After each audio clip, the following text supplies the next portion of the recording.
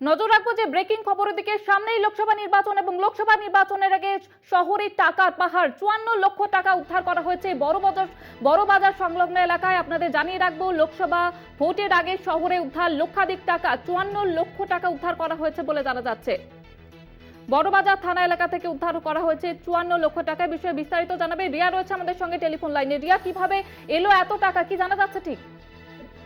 দেখো, লোকসভা ভোট আগামী কালই তার ডেট ঘোষণা হবে এবং তার আগে থেকেই কিন্তু রীতিমতো তৎপর আছে পুলিশ। বিভিন্ন জায়গায় তারা তল্লাশি অভিযান চালাচ্ছে এবং যেটা জানা যাচ্ছে ইতিমধ্যেই সূত্র মারফত যে উত্তর কলকাতার বড়বাজার থানা এলাকা থেকে উদ্ধার 54 লক্ষ টাকা এবং উদ্ধার করেছে লালবাজারের গুন্ডা দমন শাখা।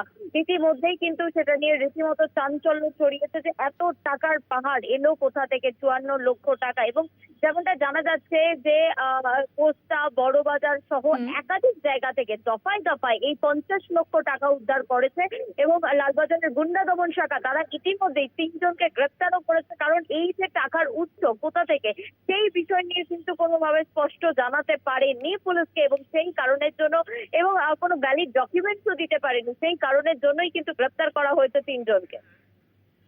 একেবারে ধন্যবাদ জানাবো রিয়া।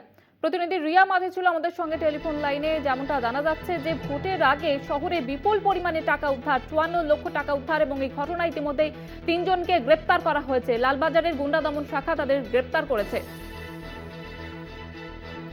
লোকসভা ভোটের আগে শহরে উদ্ধার বিপুল টাকা, 54 লক্ষ টাকা উদ্ধার করা হয়েছে।